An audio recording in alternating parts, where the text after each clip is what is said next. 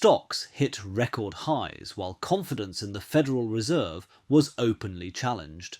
Over the weekend, news broke that federal prosecutors had opened a criminal investigation involving Federal Reserve Chair Jerome Powell.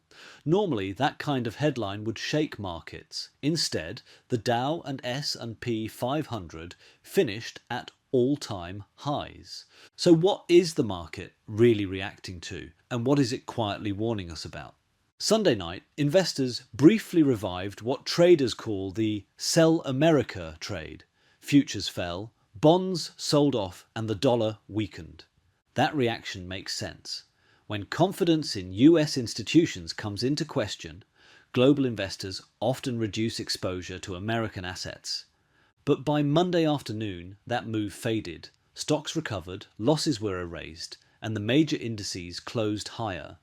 The Dow gained modestly and closed at a record high. The S&P 500 also reached a new high. The Nasdaq followed along. Markets appear to believe that the investigation will not ultimately undermine the Federal Reserve's independence. Many investors think political pressure on the Fed will fail, or at least not change policy outcomes in the near term. In other words, equity investors are choosing to look through the noise. While stocks bounced, other markets told a very different story. The US dollar continued to fall. Treasury yields rose, pushing the 10-year yield close to a 1-month high. Bonds and the dollar weakening together is not normal when stocks are rising.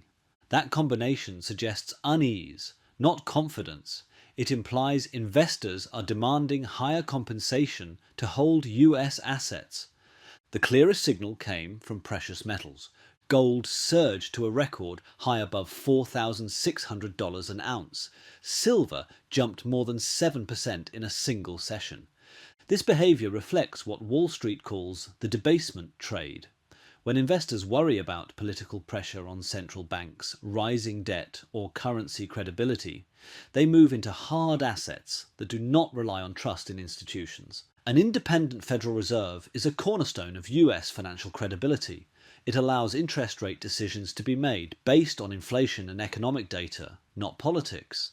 If markets believe rates could be cut too quickly for political reasons, inflation expectations rise. Investors then demand higher yields to compensate for that risk, which increases borrowing costs across the economy. Ironically, efforts to force lower rates can result in higher long-term rates instead. We have seen this before. In 2025, aggressive trade threats sparked a much larger Sell America episode that nearly pushed stocks into a bear market. This time, the reaction is more restrained. Investors are used to political pressure on the Fed. Jerome Powell has limited time left as chair, and there is no immediate threat of removal. Markets are uneasy, but not panicking. Stocks may be shrugging for now, but gold, bonds, and the dollar are signaling something deeper. Markets are testing how much institutional credibility they can lose before risk premiums rise meaningfully. This episode is not about one investigation, it is about confidence, independence, and whether investors still trust the rules of the system. That question is far from settled. Want to know how we trade this major technology trend? At Truthsayer AI, we trade every single one of the alerts our AI generates. If you are interested, you can join the thousands of clients already on our app who are taking advantage of these trades every day.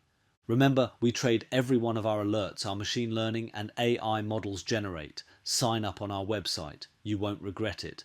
Thank you for watching, and don't forget to like and subscribe.